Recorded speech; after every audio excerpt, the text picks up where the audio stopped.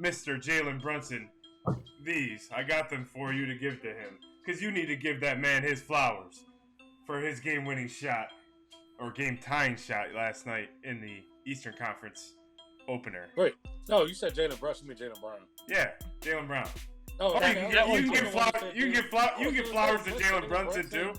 Yeah, he needs it. He's recovering from surgery. He needs some flowers and a get well start. Give him some flowers, too.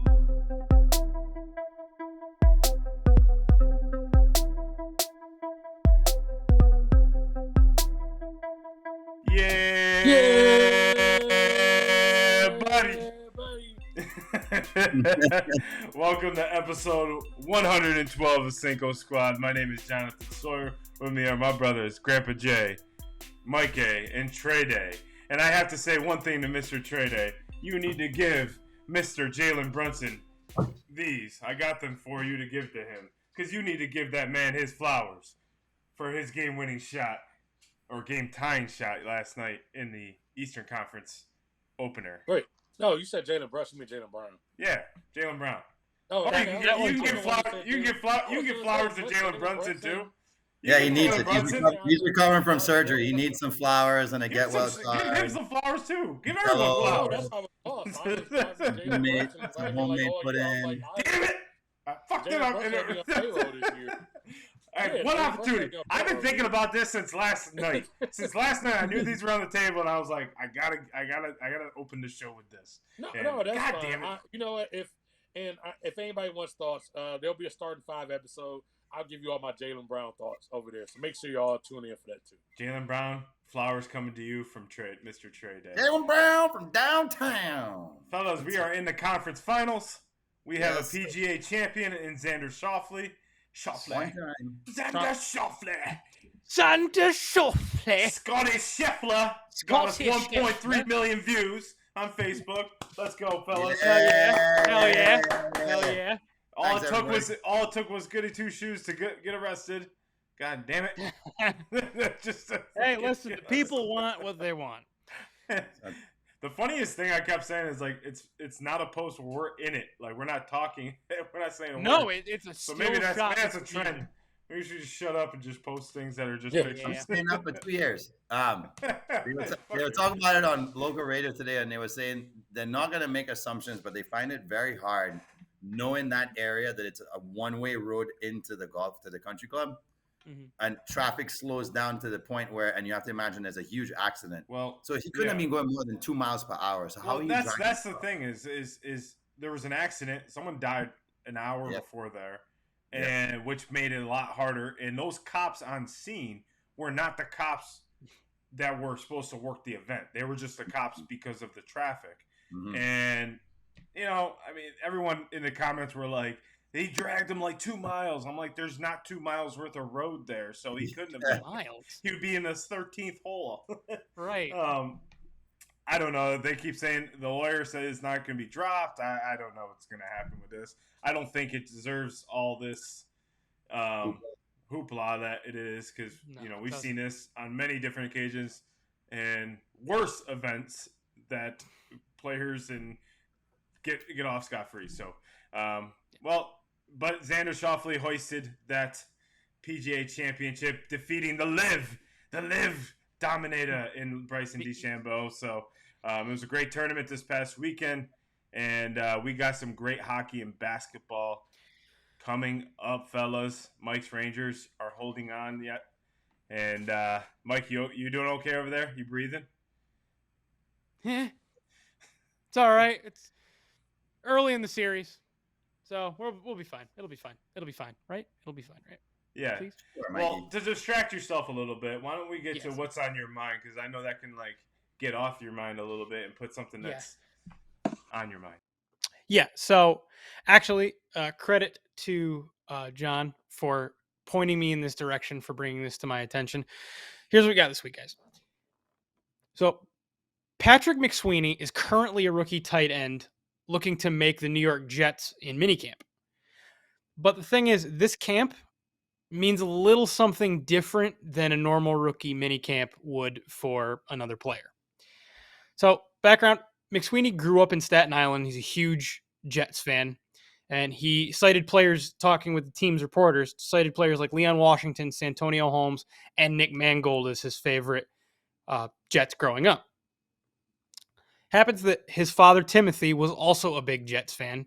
He was a season ticket holder and was a firefighter with Ladder 3 in New York. Unfortunately, Timothy McSweeney was one of those 3,000 lost in the 9/11 terrorist attacks in 2001, and Patrick was only 9 months old. So I find it pretty special and pretty cool that today Patrick is looking to honor his father's heroism and leadership that people always spoke he had by doing his best to contribute to the team that his father loved so much. Which it's also allowing him to play for Robert Saleh, the head coach, whose brother David was working in the North Tower on 9/11 and did manage to escape before the collapse. So a little special to the heart. Good luck to Patrick McSweeney. I hope he makes the team. I hope he's able to contribute with the Jets this year and have a long, successful NFL career for himself and for the memory of his dad. Yeah, that was pretty cool. Full circle that I saw. I was like, oh, that's pretty sweet that they're, he's able to now go play for his childhood team and his dad's childhood team, and even though he was only 9 months. So I thought that was pretty sweet that he's able to honor them, and what a fitting way and Memorial Day weekend to honor someone. And thank you to everyone that serves. Appreciate Absolutely. All your service. Thank you. But something that's serving up every single week is Grandpa Jay's Locks of the Week. So Grandpa Jay, what are you locking down this week? Well.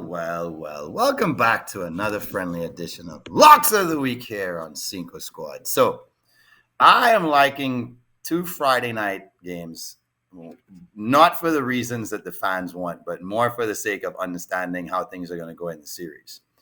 So knowing that the Rangers and the Panthers are very defensive-minded teams, despite the fact that the Panthers actually lead the league in, I believe it's shots on goal, they lead the league in penalty kill percentage, and Florida is the best in the league in shutting down other teams in terms of goals allowed. So here's what I want you guys to do if you want to go ahead and start your weekend off on a positive note.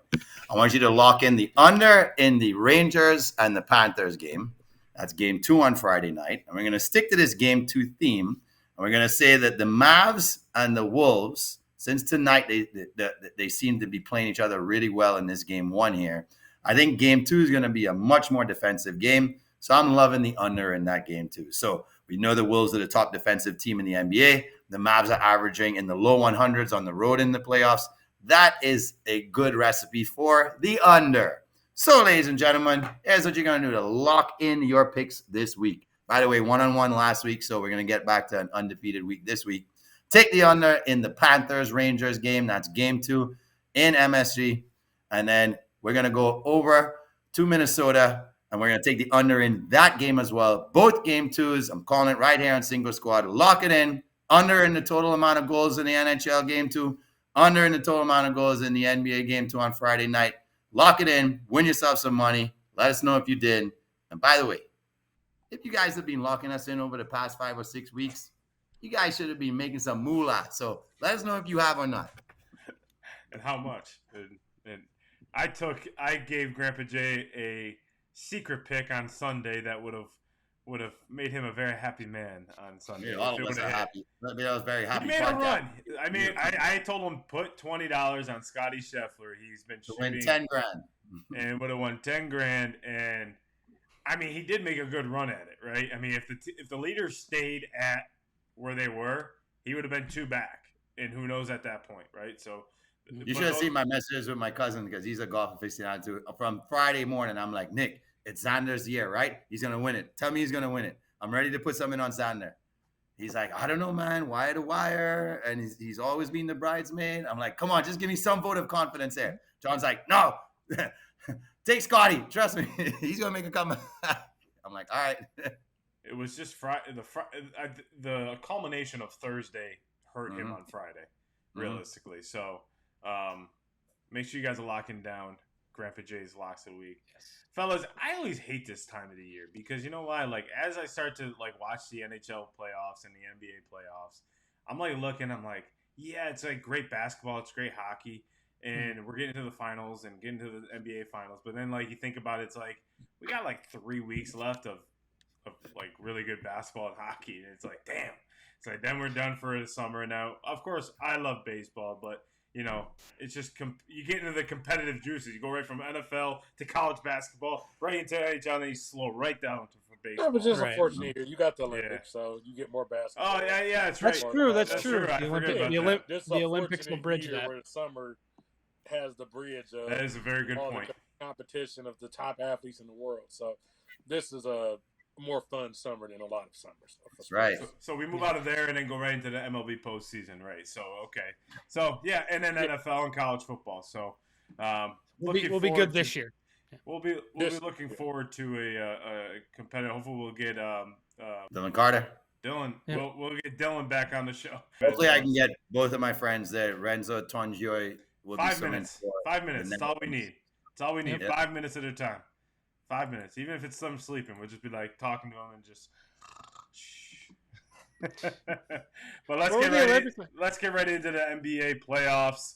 We have 4 remaining teams. The Boston Celtics are taking on the Indiana Pacers. The Minnesota Timberwolves are taking on the Dallas Mavericks. I don't know if many people would have guessed this 4 if you would have at the beginning of the season. So, fellas, which of the 4 remaining NBA playoff teams can become the next dynasty? I'll go Jay, who you got? Jay, who's your dynasty? I know you thought harder. Jay, who you got? So, all right. So here's the thing about the Celtics, right? They've been in the Eastern Conference Finals for 6 of the last 8 years and lost 5 of the 6 years that they've been there. So it's really hard for me to say, like, well, they're going to turn it around now and they're going to make the Eastern Conference Finals for another 3 times. And, you know, it'd be 9 times in 11 years. But I don't see that as a hindrance for this team. I think it's almost automatic for this team right now. The big question mark is, can Porzingis last and stay healthy for another 2 years? If we're going to label a dynasty, it has to be at least 2 championships in 3 years or back-to-back. You guys agree with that? At minimum, yeah. At minimum? What was that again? Say that again. I said if we're going to label something a dynasty, you guys agree there would have to be 2 championships in 3 years or back-to-back? Yeah. Or would they have had to go into the finals 3 years out of 4 or 3 out of 5 years? I think 5. How are we even interpreting the dynasty here? I think 5. I mean, 5 makes more sense because back-to-back is, like we said last week, is pretty difficult to do. But you know, when we look at like teams like in the NHL, you know, you back-to-backs are you know, then they're gone for a few years, like 5-10 years, right? So fair enough, right? We can't really say. I mean, the Warriors were good, and then you know they were that dynasty. The Heat had a few run right there in 2012 to 2015 area. You know, and then it's like now they fell off. Now they're back. I would kind of look at those teams as a dynasty. I mean, you know, I don't know. I'm very different on that. But what you're saying? So here's what I'm saying. Boston, 2 years ago, they're in the finals. They lose. If they make it back this year, it would be 2 and 3. All right, 2 finals in 3 years. And then if they make it again next year, that's 3 finals in 4 years. They have to win 2. They can't lose 2 finals and be considered a dynasty. Yeah, you have to win at some point. You gotta win. This is their perfect year. Not a dynasty. Correct. So if it was going to happen, it's going to happen this year because they don't have to beat Jokic. They didn't have to go through a tough New York team because New York was hobbling out there with Spike Lee probably getting ready to suit up if they made it through Indiana. So we've reached the point now where to me it's like the most obvious team is Boston. Yeah. However, the most intriguing team is Minnesota. I'm going to let TreyDay talk now because I believe that's where he's going. Yes, I was going to go Minnesota. Of course I was going to go Minnesota here. Because if Boston does not win this year, somebody's ass is gone. So that's why it's hard to say them because we don't know what version of Boston we get. If Minnesota loses, if Minnesota would have lost to Denver, the way it was going, they still would have stayed together and you could have like kept that nucleus together. Especially the nucleus when you look at Edwards and McDaniels. A lot of people are trying to call them like a Michael Jordan Scottie thing, like with the perimeter defense and all that sort of thing. You can keep that squad together. Conley already signed the extension. You have Rudy under contract. You have Cat under contract. And you have just enough youth, but just enough age, which is what most dynasties need. So I would say them, and it's partly because Boston would make the most sense, but Boston's window has been so big, I just really do wonder if they don't get I mean, you hear it in the crowd. They are tense. They got so tense doing that for the first game because the crowd's like, oh, here we go again, to the point where they're going to have to split up if they don't win the championship this year. Yeah, I mean, I'm looking at Minnesota as well. I like their youth around and the depth. I don't like Boston's depth. I don't like the fact that I don't know where everyone keeps talking about Kristaps Porzingis. The guy has barely played. He's played over 60 games 3 times in his entire career, and he's been hurt the entire time. So I don't know where everyone keeps saying he's a big X factor. He's barely been on the floor. He was on the floor more than he's been in the previous years. But I mean, you look back, previous years, he's 17 games, 34, 43, 57, 48. I mean, how can we really say this guy is a true effective player? He's not on the floor. In order to be effective in the playoffs, you have to be on the floor. And if you're hurt, I'm sorry, he may be effective in the regular season, but he's not effective. So I just think that was a bad move for the Celtics just because it just – you always had that in the back of your head, like kind of like AD. It's like, is he gonna last, right? Like, is he gonna? Do we have to temper his minutes, right? So when I look at, I'm gonna guess the move though. To be honest, I know it was a risk, but the reason they made that move is kind of similar to what I said.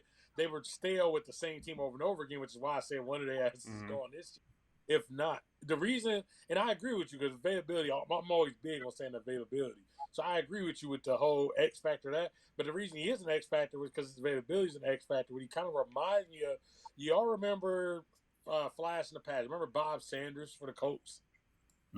Yes, the safety. Yeah. Remember, every year was like the Colts defense for Bob Sanders is different. And then Bob Sanders would get hurt and they wouldn't make it. Then finally, the 1 year he's healthy, they win. So I almost call him an X factor. His health is almost an X factor more than him. So, I mean, I agree with what you're saying, John. Yeah. I just look more of like he is an X factor when he's there, but similar to Bob Sanders is, will he be there? Right, exactly. I think they would have ran right through. I mean, they did run through Miami. I think they would run right through Indiana if they had him in there as his effective self. I mean, the guy is effective when he is on the court. I mean, 20 points a game, almost 10 rebounds with 7, 2 assists, 2 blocks per game. Like, he's effective when he's there, but you have to be there, right? So that's why I like Minnesota's structure. I like Anthony Edwards. I've been saying that from day one, that I've really enjoyed seeing him play, the way he plays, with the heart on the team. I feel like their depth is a little bit more deeper than a lot of the other teams. Dallas, I just feel they're just a kind of like what you were just saying, a flash in the pan. I think this is the year for them. And Indiana is like the second runner up, I gotta say, because they have that team. They just got Pascal Siakam. They got Tyrese Halliburton. They re-signed Miles Turner, so that's a huge pickup. They got that youth around them. So I would see, between those two. But I like Minnesota's longevity when it comes to depth, when it comes to core pieces with Cat. I think this was the piece that Cat needed, and he was just like, "Thank you, Lord." Not another big guy. I was waiting for them to get Kristaps Porzingis. Then you have Gobert, Porzingis, and Cat in the paint. 3 7-footers. Mike, what you think on there? Well, you'd think, given if everybody goes back and looks at my track record of talking about the NBA this year, that I would definitely be going with the Pacers because of my boy Tyrese Halliburton. But I'm actually not. However, the question is not who can become a dynasty down the line. It's the next one. And the next one, I did side with the Boston Celtics. I think they have the foundation there. If they don't break up that pair, Jaylen Brown clearly showed that he can be that number 2 that they're asking for. The only ability, like you guys said, that you question with Porzingis is his availability, and I totally get that, but I just trust them the most. Minnesota and Boston were the 2 that jumped out the most. But I trust Boston the most because there's the Boston Celtics. Like, I'm never going to doubt that the Boston Celtics can put together a good team. Whether they break up Tatum or Brown or not, I'm not going to question the fact that they can bring people in because there's the history, there's the tradition. It's a team that people want to play for if they want to win titles. So with the ability to put together, with the ability to put together a dynasty level team, I'm never going to doubt the Boston Celtics. Did you guys just hear that correctly? Mike is going with a Boston team. Yeah. Oh, my God. No. Boston it's the New York card. So I know we're only talking about these 4 teams, and it's only based on these 4 teams. But there's one move that can happen in the offseason that can derail every one of these teams from making a dynasty run, and that's if the Knicks get Giannis. Yeah. I think they would have to give up way too much, though, in order to. Yeah, I wonder how much. Yeah, Yeah, that's the case. like you're gonna have to give up all your depth just to afford Brunson. Hart had a huge year; he's gonna want to get paid. DiVincenzo had a huge year; he's gonna have to get paid. You know, you have OG Anunoby, I can't say his name. Right, And then which you means have Julius Randle there. I mean, Julius while the Randle's iron probably is gone. hot, you're not paying all these guys. Yeah. So Giannis is a much better choice than a Hart or a. Oh, 100%. I'm not doubting that, but I'm saying if you want to keep depth, the depth. I think the window's short if you do that. The one that would Yes. actually be, when you say that, actually would actually be if Durant or somebody found their way back to OKC, because then they can win one with him, and then the younger guys learn how to win, and then they would have years because they happen to be the team with picks who can keep recycling. And to be a dynasty, you have to find a way to reinvent yourself. They have the most chips to keep of any team, really. Not if we include these four, but if you say any team in basketball right now, OKC is the best chance to be a dynasty. They have the guy who is possibly a future MVP. They have a guy who's probably going to be all defense over there with Chet. They have, all these a lot of youth. picks. Yeah, where if they decide, okay, we're not going to pay one of these guys, they can go take another 3 pick, cycle out, go get another superstar replacement. They can keep recycling. They're in desperate need of a second scorer. And desperate need of a second scorer. I get you, though. Like, if it's like a win-now situation, 100%. Win now, yeah. Giannis going there makes them the immediate contender in the East and in the league. But I just don't see it as a long-term factor, right? So, I mean, I would have loved to see the Knicks last year get Drew Holiday. I always saw it in my head, like, okay, they got a core 3, and then you add Drew Holiday, whose defense, I mean, he had 30 points last night. I mean, he can score. You know that. You know that opportunity is there from Drew, and he's going to lock it down like he did on Haliburton, force him to turn the ball over at the end in overtime, which ultimately, the game ended at that point. So I would have liked to see them get someone like that. The Knicks. If they get someone like that, where you don't have to pay him top superstar money, but you got to pay him some sort of, that would set the Knicks up for years to come, in my opinion. But I hear you on the win now type of situation. I, as well as a bunch of other people, have been saying it for a long time. There's nothing like playoff hockey. And it looks like a lot of people are starting to take notice of that as well, as the NHL is now averaging, going into the conference finals, 1.16 million viewers per game, and they average 1.55 million during the semifinals, which is 9% higher for the total playoffs thus far than last year, and 12% in the semifinals higher than last year, which is awesome. Playoff hockey is one of the most amazing things you can possibly watch in the world of sports. It's so different. The game is so fast but energetic. There's hitting, there's good goal scoring, finesse players, grindy players playing tough. It's just a one-stop shop for anything you could love about sports. So I'm super happy to see that people are taking notice of the fact that playoff hockey is here. It's exciting, and they're loving watching it, and I can only see it increasing from here as more and more people get into the game, and I couldn't be happier about it. So, congrats NHL, congrats to the game of hockey for increasing your viewership like this, and hopefully this playoffs happens to end with a New York Rangers Stanley Cup. Let's go from the court to the ice. Yes. Mikey Mike, the 4 teams remaining. Yeah. Are the 4 remaining teams good for the NHL's future? Yes. Okay. Absolutely. Trey. No. No, they absolutely are, because if you break down the 4 teams, they kind of all represent different things that the NHL can benefit from a business and future marketing perspective. The Rangers are an original 6 team with a lot of tradition, but not a lot of winning tradition as far as Stanley Cups go. They haven't won since 94, and before that they hadn't won since 1940. So it's almost the underdog NHL original 6 team. It's the one that everybody always used to beat. You go over, you look at Edmonton. They have the best player in the world. Like, bar none, they have the best player in the world all around. So that's that's your most marketable face in the league. Dallas, okay, they cover the South, old Minnesota North Stars, so they're bringing in they can bring in a lot of Minnesota fans based on the team tradition, things like that.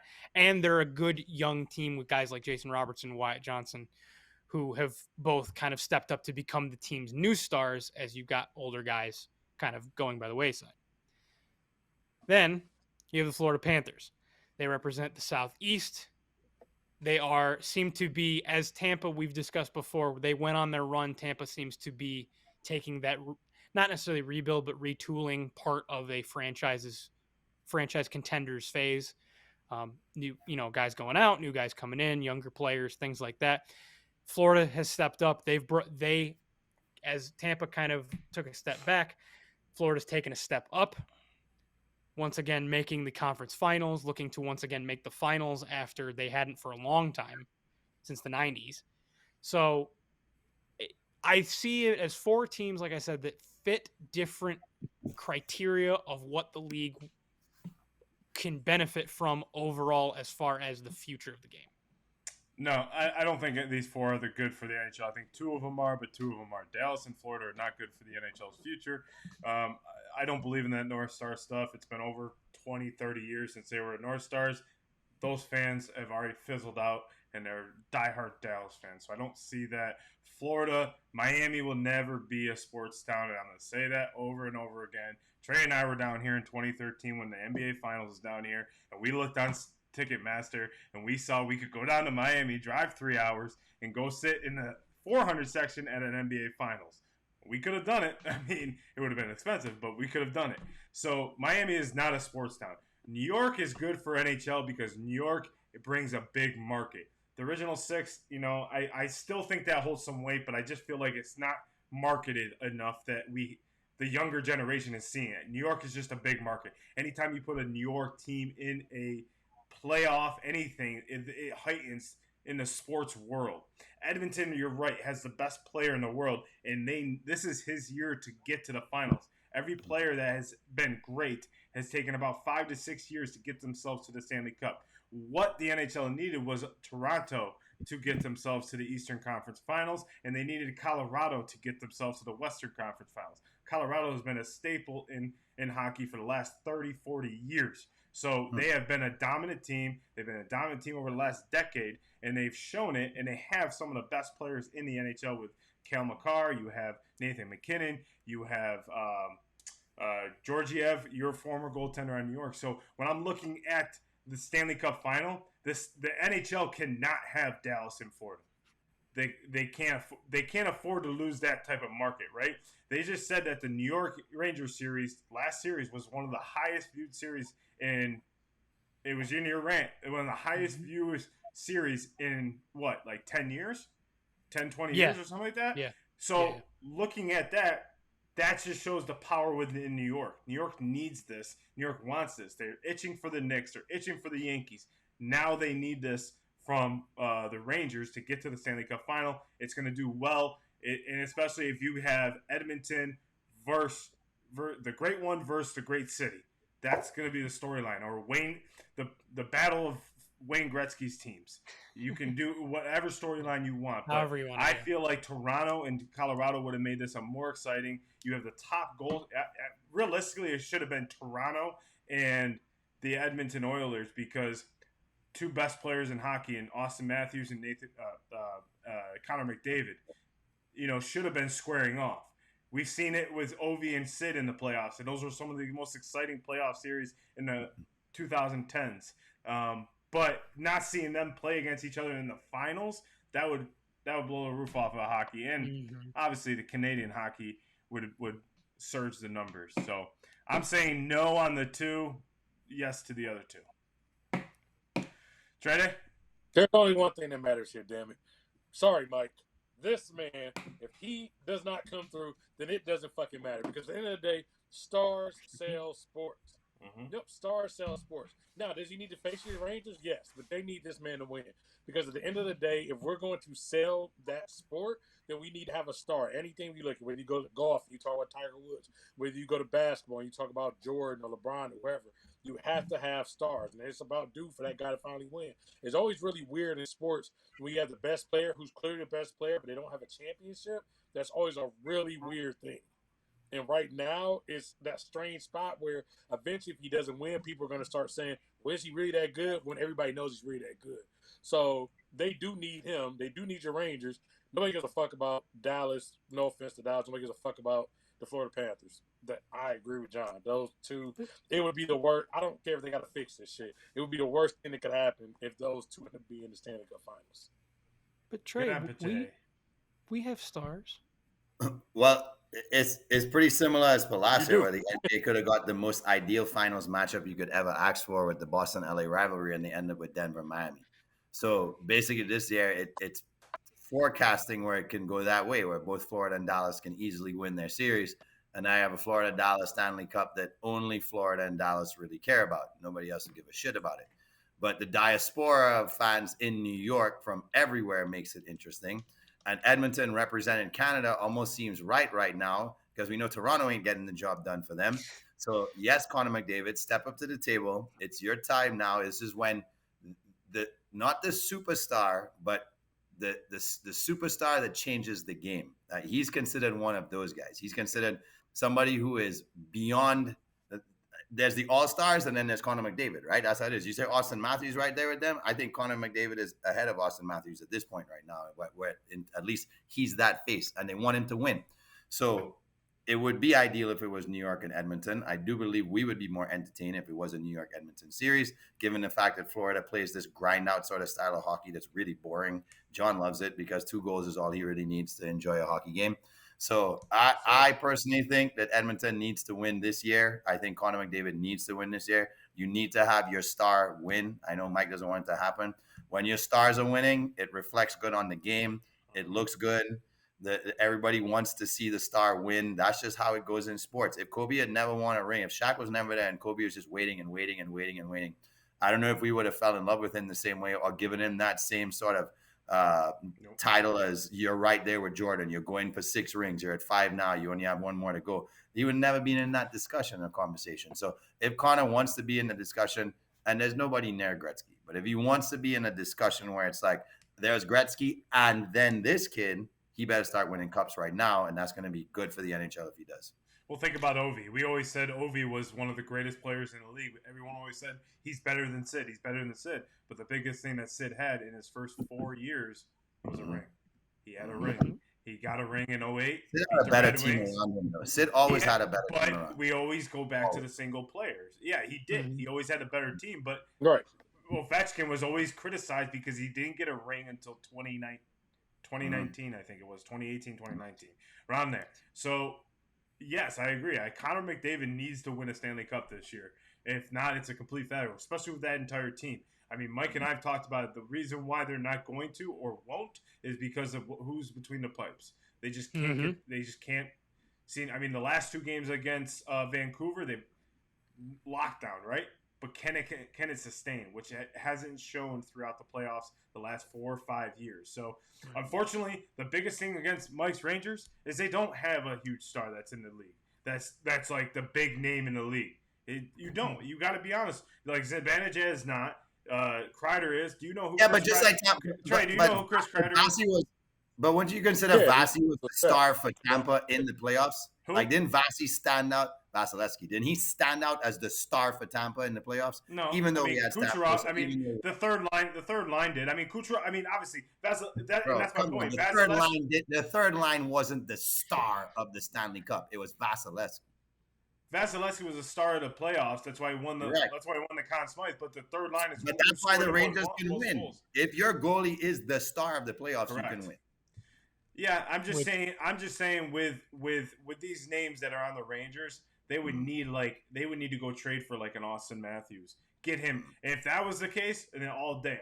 Because the NHL's been wanting to see Sid play Ovi. They've had so many type of scenarios where Sid gets traded or Ovi gets traded or signs with another team, and then Sid versus Ovi in the finals. Yeah. You would want to see Connor McDavid versus Austin Matthews in the finals because that is the team. Those are the 2 best players in the league, hands down, bar none. And, I mean, Nikita Kucherov is right there. You know, he's right there behind them. So, it's just you want to see that. I think, you know, obviously I'm pulling for my dad's a Rangers fan. You know, last time he saw it was in 94, you know, with Messier and Richter and all those greats, Brian Leach, all those great guys. So I'm pulling for Mikey, but I think the way the momentum that the Oilers are playing with right now after Game 6 and Game 7, I think the Oilers are going to pull it out.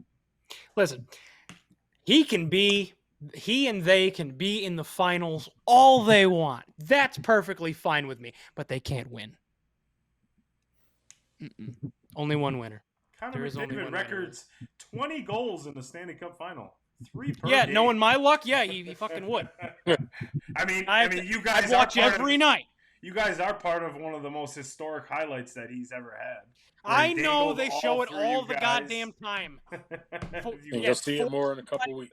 He went around. And... Exactly, Trey. Remember when Connor McDavid played them? This is exactly what he's going to do. Over and over. Oh, yeah, remember this? Yeah. Every time they go to commercial break. Pre-game. This is a different Rangers team. It legitimately is a different Rangers team. Actually. Worst draft class ever. That's what I keep hearing. The main story's been Bronny James, but, it's a lot more to go. And who knows how this draft class is actually going to be.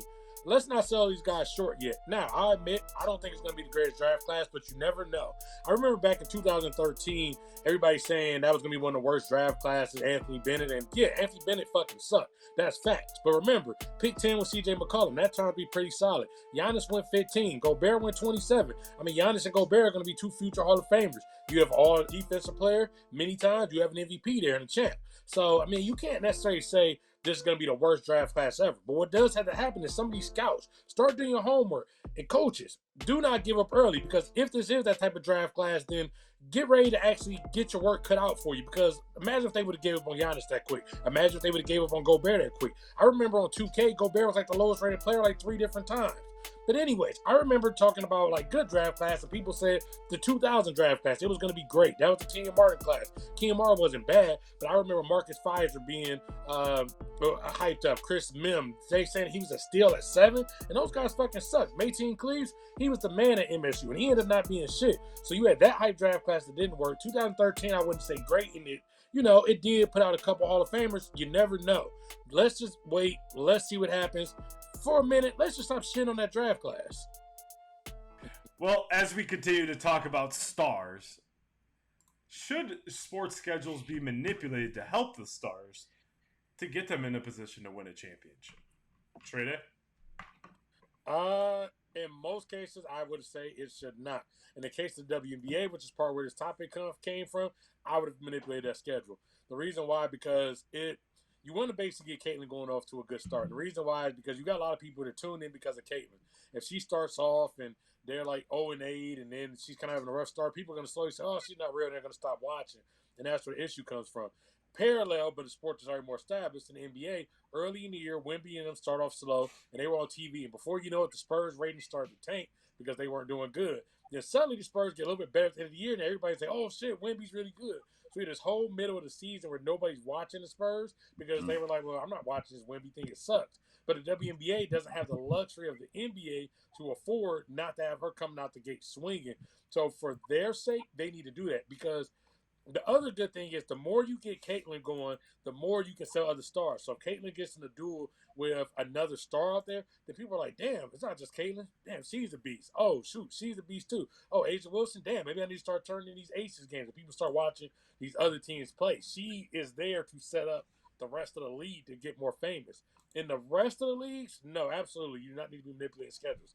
The NFL, for what? Like, I saw Colin Cowherd talk about this, say, well, we need to manipulate this because Caleb Williams. Man, the Chicago Bears have one of the most loyal fan bases in the fucking NFL.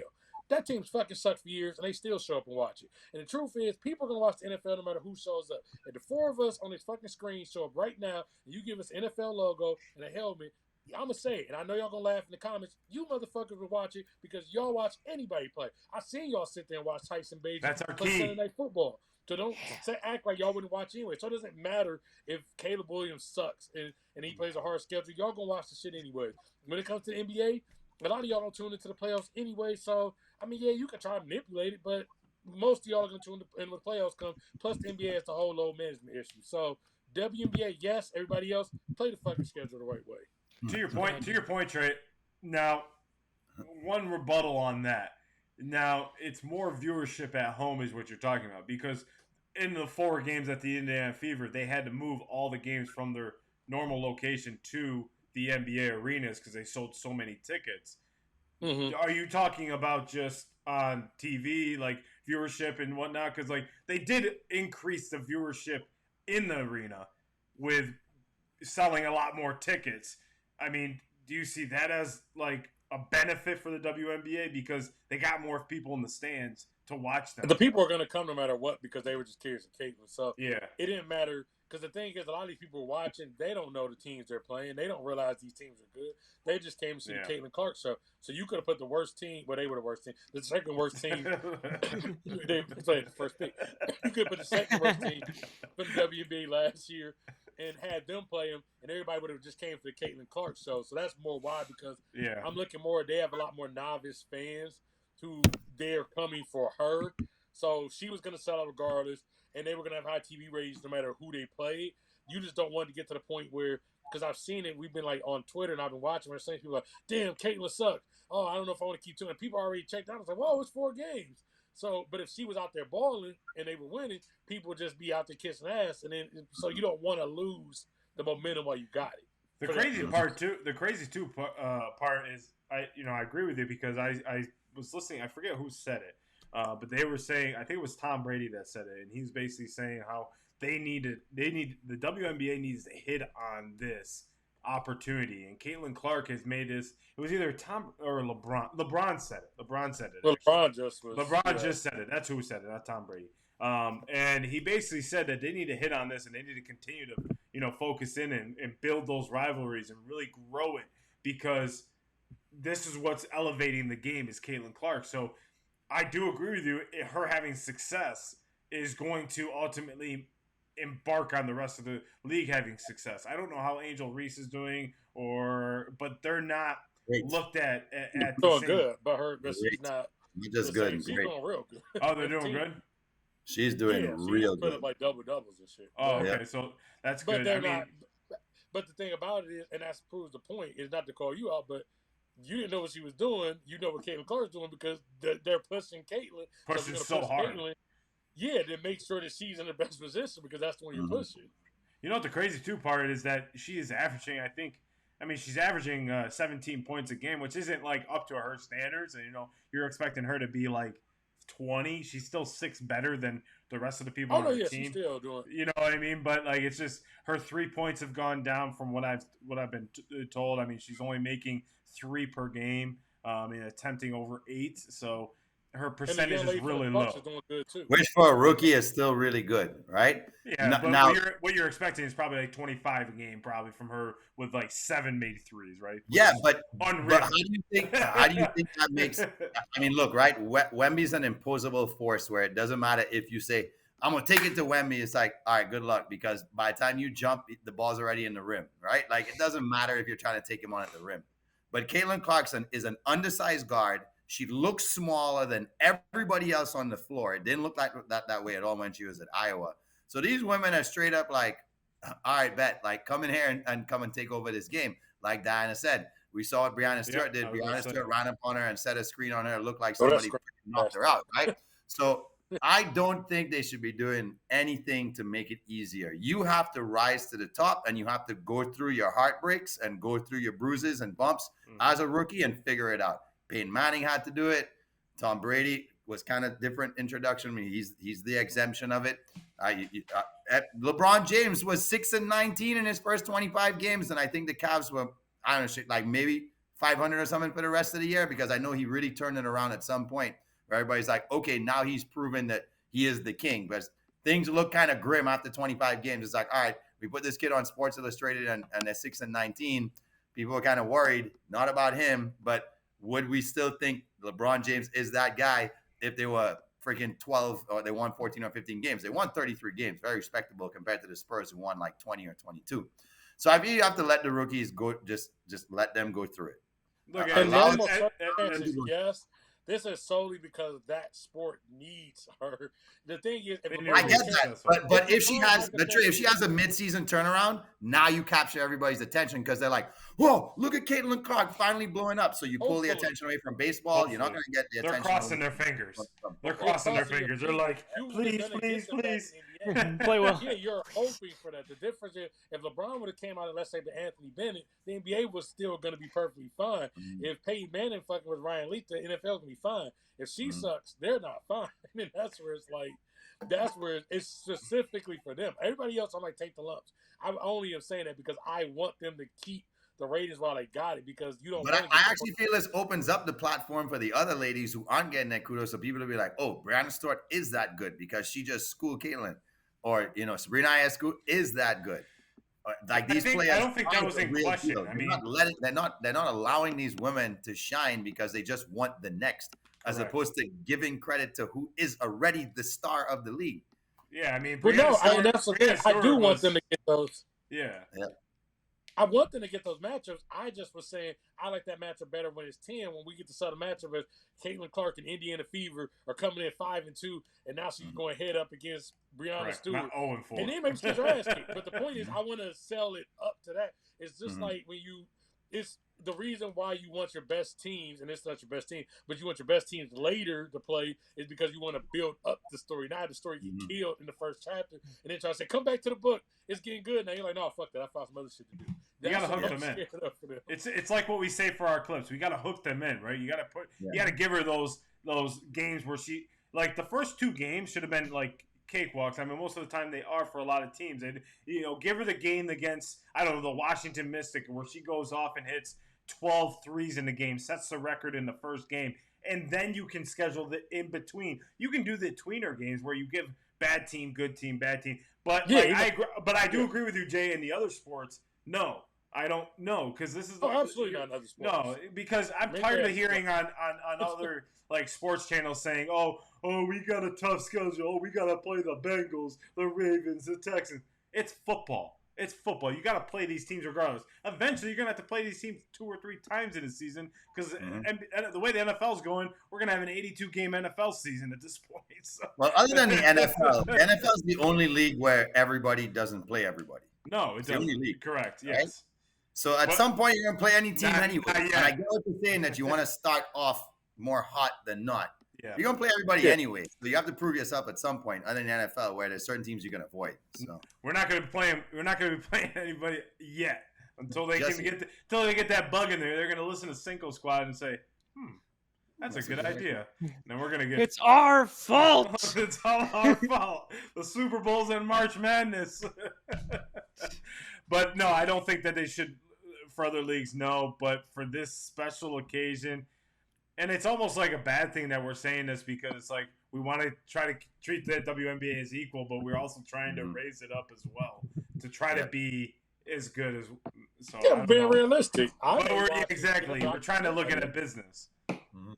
Mikey. Yeah, if you're starting any league in any sport, you're trying to raise it up to be. The thing is, it's kind of a double-edged sword in that regard, because yes, we want to treat the WNBA as equal, but which means right now we need to not treat it as equal, so that we can raise it up to be equal in viewership and considered skill-wise and the public perception.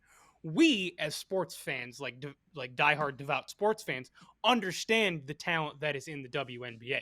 That there are a lot of women in there outside of Caitlin and Sabrina and Brianna that can play. They can ball. Like, certainly kick shit out of me anytime I play one-on-one. Like, I can ball. So, you're that WNBA, you can kick the shit out of Mike if you want. Yeah, coming to a court near you. Coming to a court near you. Just Mike getting schooled one-on-one. It's our new Cinco Squad series. If it gets the views, that's fine. But in the WNBA, I set the WNBA aside because of that. I agree. Other leagues, absolutely not. No, because one of the biggest problems we have across sports that all the fans have been complaining about, or at least most of the fans have been complaining about, is how coddled professional athletes are these days. It's not ballet, it's professional sports. So I don't want to see another way to coddle these guys, along with load management and don't touch the quarterback because you might hurt his perfectly coiffed hair, or whatever the fuck their reason is that you can't hit quarterbacks anymore. Coiffed hair, yes. Not queef, but it's a word. Not God damn it. Have we confirmed that that's a word? I promise you it's a word. Did you win the second grade spelling bee with that word? No. Coiffed. Coiffed is a word. Not queefed? No, not queefed. Can we get an adjective? I'm pretty sure your hair can't do that. Can we get an adjective? Yet. Maybe get hairy in another part. Well, that's true. It depends on what hair we're talking about. This is devolving. I'm sorry I said the word coif. It is a word, I promise. And any representative of I feel Webster's like Dictionary out there, I'm please. Gronk on Shave that your head podcast. and don't be a PUSS. Let's move on. Exactly. Anyway. I feel like I'm So, Gronk yeah, on the no, Tom it's Brady just- roast. You got to talk to me as caveman words. Yeah, cave. John, no. Yeah, so don't give these athletes another reason to, be handled with gentle care. Like, this is sports, especially football. Like that I would consider that such bullshit to do in football, especially because that's taking away from part of what makes football so special, which is that these guys go out and go to war every Sunday, Monday, Thursday, Wednesday, Friday, every day now, along with college. Like, these guys put their seriously every day. These guys put their health, and well-being on the line knowingly. They know how badly they can get hurt and get like careers ended and lives changed and things like that. And that's what they've signed up for. So to give another reason to belabor that and to pull that back, take that away from any sport it's not right to me. It just wouldn't be right. So no, they shouldn't. No other league should do it. And hopefully when the WNBA gets to a point when its viewership is up and everybody else can recognize, other than those that are really paying attention, like the four of us, WNBA, hope you're listening. When everybody's paying attention to how talented and good this league is, then they'll stop that. That's when you stop. Okay, now you're equal. Yeah. Now your league has stars, marketable people. You're getting an influx of new stars like every other league gets. Stop. Now it's a normal schedule. You take the lumps where you have to. So that's my perspective. Take your coiffed lumps. Take your coiffed lumps. Get the fuck out of here. And get coiffed. Go get coiffed. So Patrick Reed and Sergio Garcia are going to miss the U.S. Open. Patrick Reed's first major miss in 10 years. Sergio's first U.S. Open miss since 1999. Now, this is two of the top golfers in LIV. Don't be surprised to see other guys, young guys like Taylor Gooch, Joaquin Niemann, Mito Pereira, other big-name guys like Louis Oosthuizen, Ian Poulter, Phil Mickelson, Dustin Johnson even miss out on majors here in the future because at the end of the day, they're not able to get world golf ranking points, which allows them to be in qualification for majors. So if they're in the majors already and they're not competing and missing cuts, the opportunity is slimming in each major. So Dustin Johnson, Phil Mickelson, Patrick Reed, Sergio Garcia will all play in the Masters, but the other three are still up in the air because they are not competing at a high level. So expect more and more top guys from LIV, unless there's something that can come together with LIV and PGA and LIV be able to get world golf ranking points. Look out for more and more LIV guys to miss out on the opportunity. They wanted to take the payday, and this was the consequence of their action, missing out on some of the most prestigious tournaments in golf. Look out for more golfers on the LIV side to miss out on the four majors. As we continue, the WNBA is in full form right now, so make sure you guys check that out.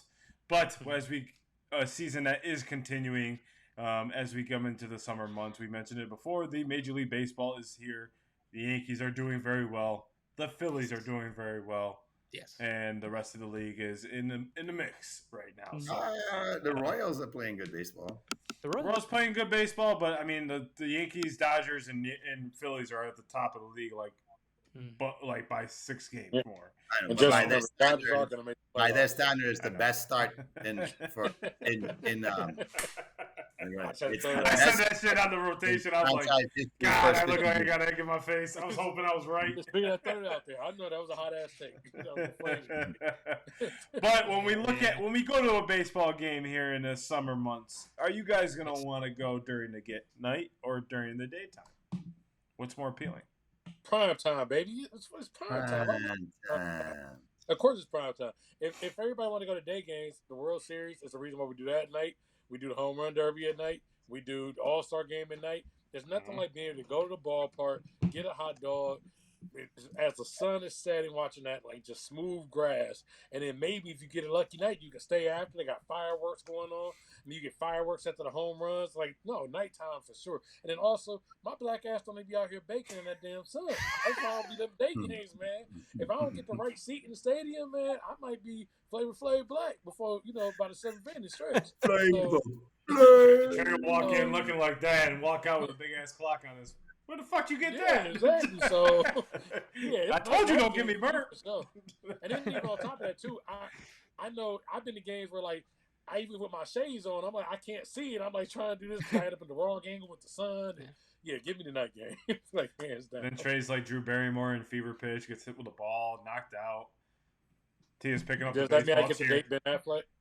Yeah, pretty much. No, Ben Affleck. Who's the guy in there? I can't remember. Jimmy Fallon. Right? What's Jimmy Fallon? Jimmy Fallon. Well, I know they were Boston shit. I can't remember. The crazy part is Jimmy Fallon's a diehard Yankees fan, and he had to play a Boston. Boston. Every Boston movie, I just so much Ben Affleck and Matt Damon playing. I mean, Ben Affleck would have been a perfect. He would have been a perfect person for that. But I mean, Jimmy, it's a great movie. I'm not gonna lie. I hate Boston Red Sox. Are the Wahlbergs Bostonians too? Yes, they are. But then Mark Wahlberg played Vince Papale in Philly. Yeah, which didn't make any sense. But and Donnie plays a cop in New York. On Blue Bloods. Yeah. I like the night games. I've been to both. I agree with Trey. I've sat in the bleacher seats, and I've cooked in Yankee Stadium. And when I came out, I looked like a cherry tomato, like that flag behind Jamie.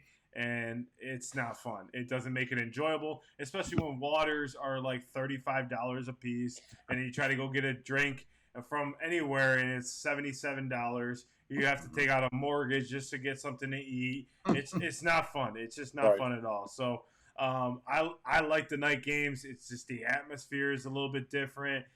People are feeling a little bit more energized. I don't know. I enjoy the nighttime feel where you don't. You kind of get like you do what you can during the day.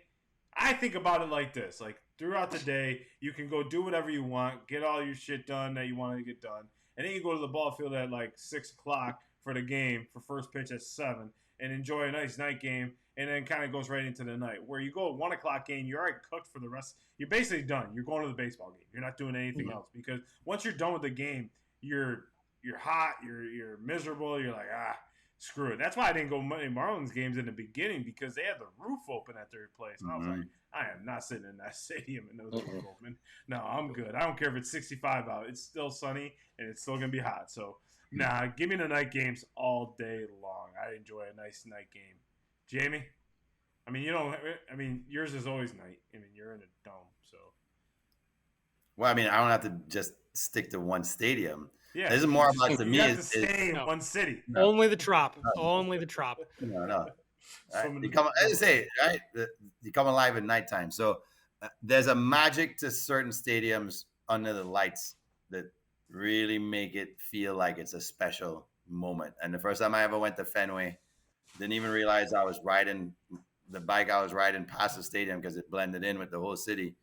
And the seats weren't great, but just being in there at nighttime had this magic feel to it. And I felt that, and I didn't feel that. Now, it was a shitty stadium, far less when I used to go to Marlins games when I was going to school in Fort Lauderdale. The team was actually pretty good. They were coming off a World Series win. Of course, attendance was low, like John said. Miami fans, probably worst fans in America, to be honest. So you can quote us on that shit, Miami fans. And so, so I feel like there's a different feel and energy at nighttime than you will get in the day. If there's one ballpark I want to go to in the day, though, it's Oracle Park.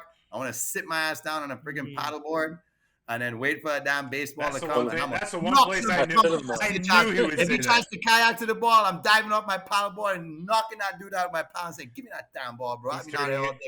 He's tuning in his inner Michael Phelps and just. You see Jamie just coming over the top. Right. Yeah, I just want to be on the water every day, and then I want to experience every other stadium and maybe Wrigley in the day too. I don't know. I think Wrigley would be kind of because I remember. I thought you were gonna say Wrigley today. But yeah. I think there's certain stadiums where you're like, nighttime or daytime. But I do agree. Oracle Park is it Oracle Park in San Fran? Yeah, Oracle Park in San. I would love to be in that area because I ain't getting my ass in that water. at night. No, I'm good. I don't know what's I want to there. sit in the big glove. That's out. Nice. That's out in the outfield. We'd be That all looks at the, really we'd be all at the comfortable. game. Where the fuck's Mike? In the glove? Who has the big slide? Is it the Brewers that have the big slide? Brewers in Milwaukee. That shit looks I fun want to as hell. slide down that slide one time. Yeah. That was That looks scary fun. as shit, though. That Oh, was scary as you fuck. no, you get. You're I've high heard up. you get moving. But you're you get high moving up, on that. like you're up Yeah. in like the roof area. I'm like, nah. Why I I'm don't, good. that's what I do on water slides, man. I don't look down.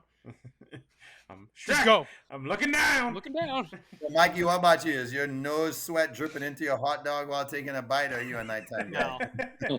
So from I a think I major ruined it league, for the spring training tour. I think maybe Mike are done for. day games. yeah, I think we're done with day games for a while. From a major league perspective, I've actually never been to a night game. I've been to plenty of night games like Oh, up wow. here in Rochester or in Elmira, where we had at one point we had like an independent league team and then a college summer league team, and I've been to plenty of night games between Rochester and Elmira. And those are, it's just even at those levels, at those lower levels, whether it be AAA, independent league, college kids, it's just nighttime is a different feel. There's just a different atmosphere to it. And yeah, everything looks cooler during the game at night. Something about the actual spotlight being on the field and the fireworks after home runs and the different things after the game. The video board, obviously, like in the dark, is shining a little brighter. The graphic, like it's just something special about a night game. Really is. So yeah, I would totally, especially because I haven't been to one at a major league level, I would definitely go to a night game, indoor or outdoor. Honestly, just because it's just a different feel to it. Night game at Yankee Stadium is pretty sweet. I'll Not gonna bet. lie.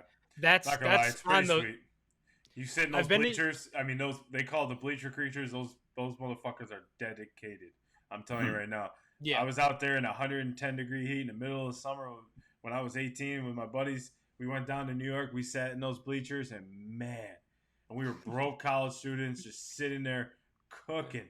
And I was like at the water fountain, like trying to get some water. Like we're broke sitting here trying to get some water or something else. It was bad, man.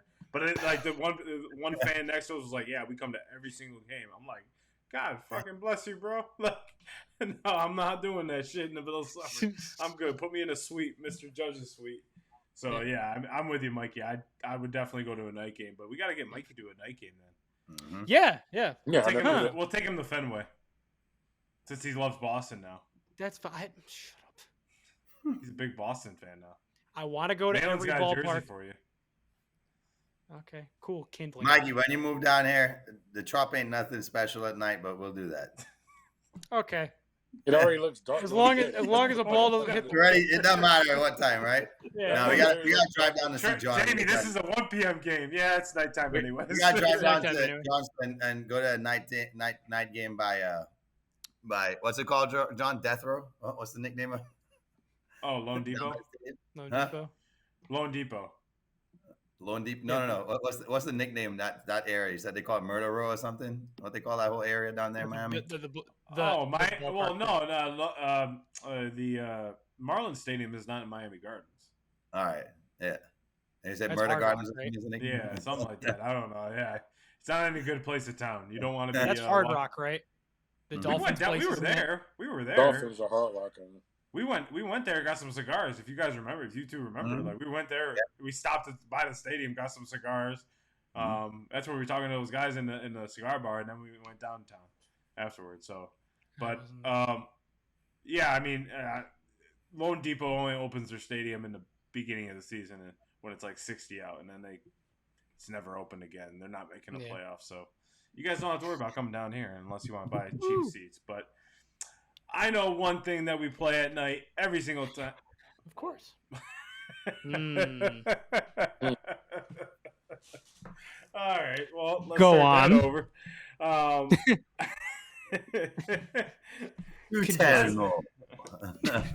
And it's a sad farewell to the chosen one and my favorite Liverpool manager of all time, Jurgen Klopp.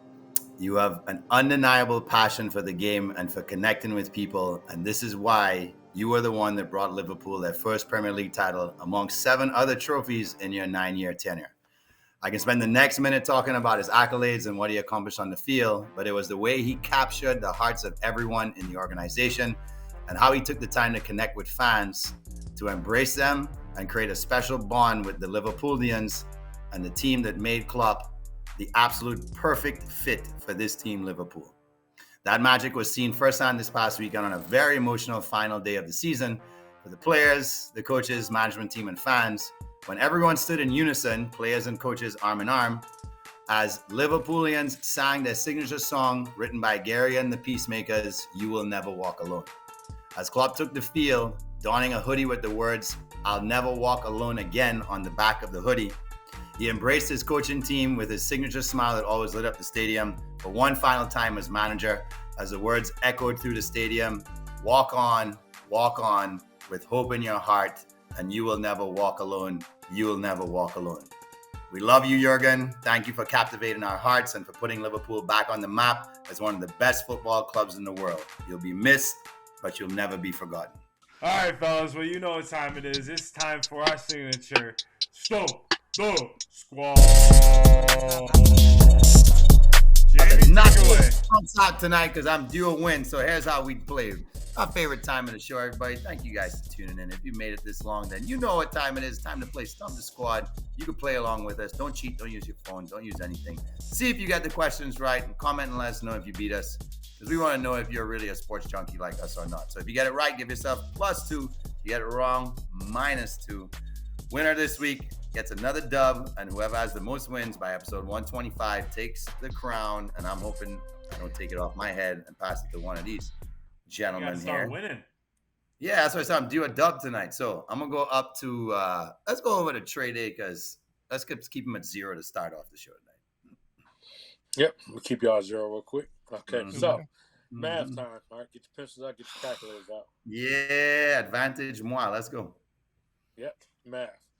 What is the total combined weight of the Stanley Cup, Lombardi Trophy, Larry O'Brien, and the Commissioner's Trophy? You motherfucker. I know how much the Now, Stanley I Cup mean, is. one of the so- weights, but you don't know all four of them together. I know one of them. Yeah, so I don't Okay, remember so- any of them. Are we looking at 86 pounds, 92 pounds, 108 pounds, 113 pounds? There's a total of 4 or 5 trophies you mentioned. I mentioned 4. So No. we have the Stanley Cup, Lombardi, Larry O'Brien, and Commissioner Trophy. So the 4 major sports championship trophies. Combined 108. weight.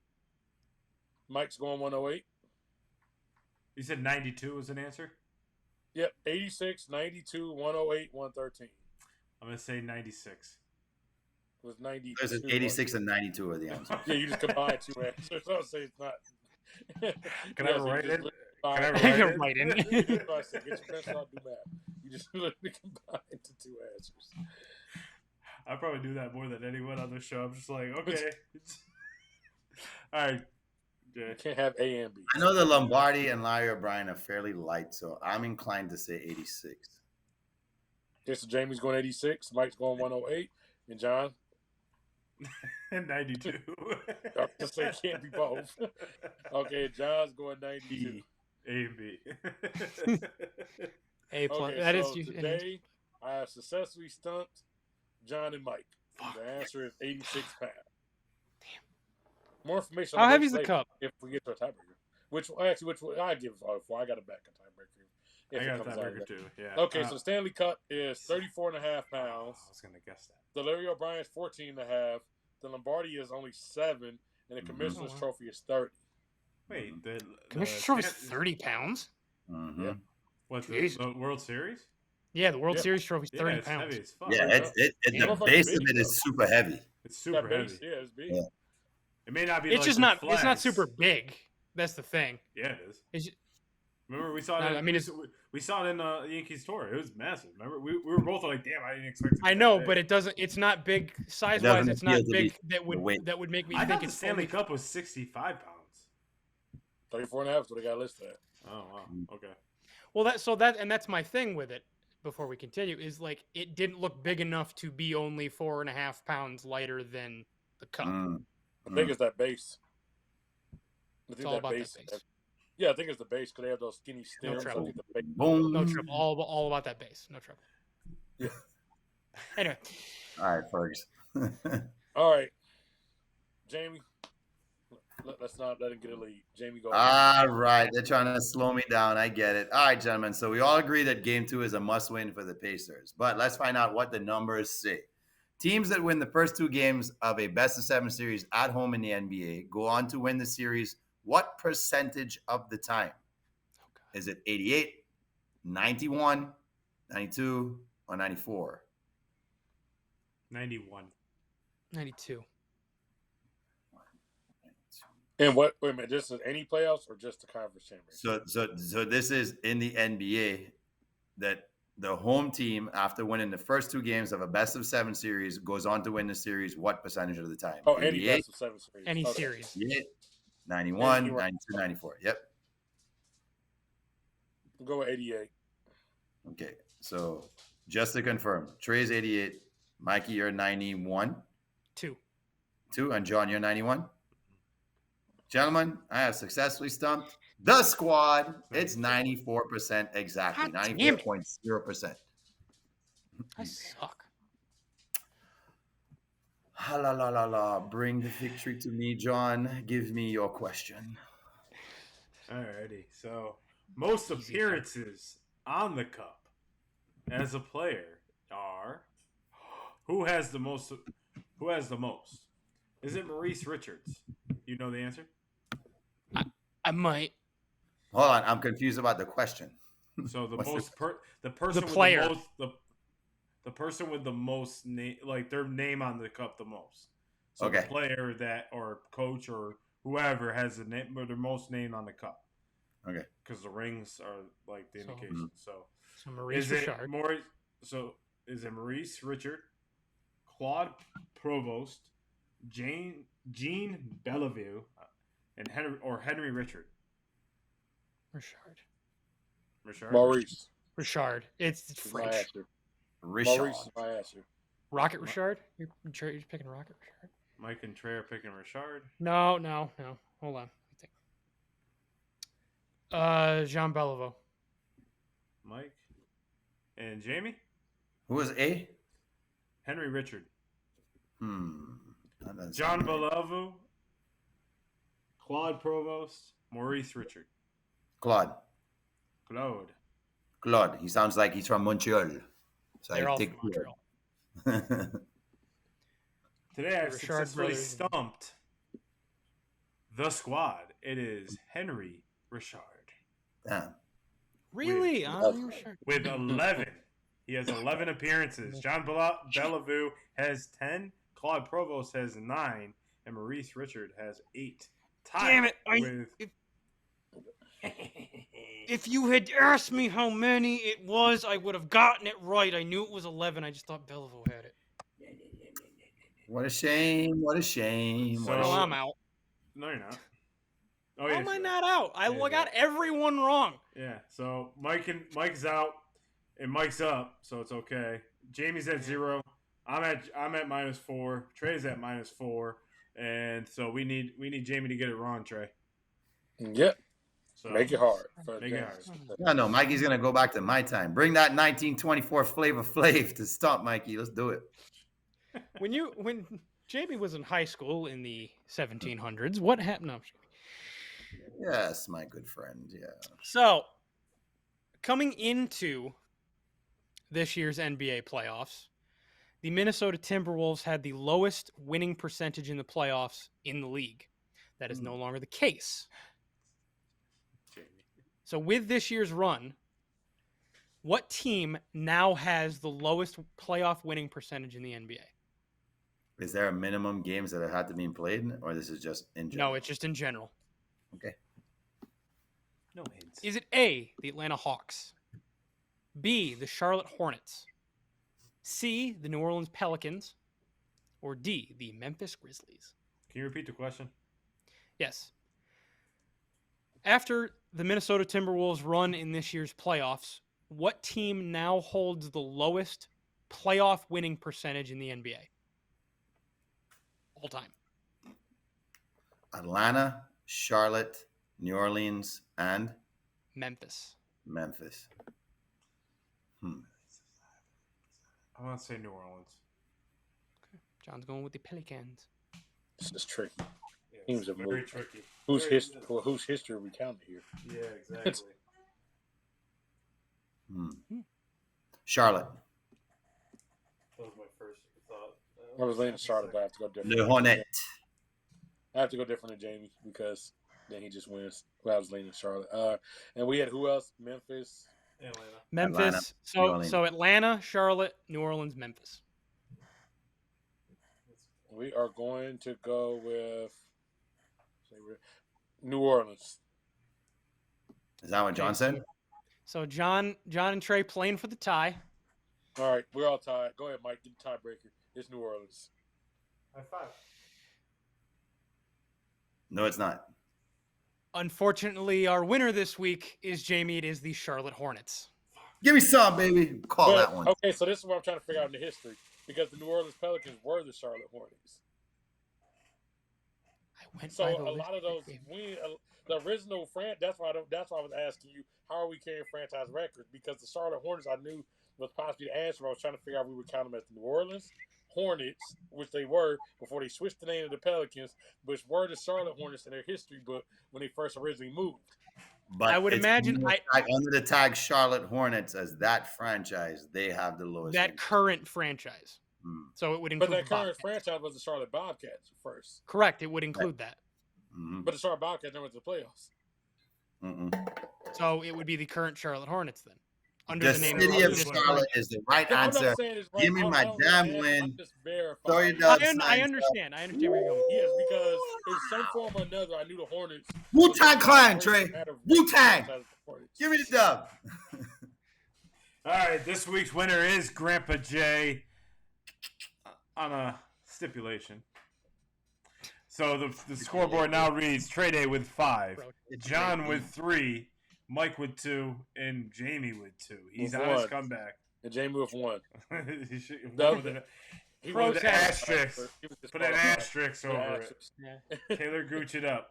Put an asterisk next to it. So, he was fellas, test him. PEDs into his brain. I seen him with the AKA Google. But let's get it, fellas. We got conference finals, and we got good golf on this weekend. We got men's lacrosse championships and women's lacrosse. Syracuse women's is in the Final Four. Men's lost to Denver last week, so let's go Orange. We have Memorial Day weekend, so everyone has a safe Memorial Day. Do not drink and drive. Call an Uber, call a Lyft, call a friend, or just lay wherever you're at. So on the grass. Any final thoughts heading into the weekend? Yeah, basketball's been great so far. So let's hope that both hockey series are thrilling as well, because it would be great to have just good sports to watch as we wind down to just one basketball series and one hockey series left. We got exciting game ones on both sides. Yes, sir. Yeah. Unfortunately, Mikey's Rangers took that L, so in game 1. But you know what? It's okay. It's only game 1. That's why it's a series. It's only game 1? Not single elimination. So good luck to all the teams out there. Good luck to everyone this weekend. Hope everyone has a great weekend. We'll be back here next week for episode 113. Cinco Squad out.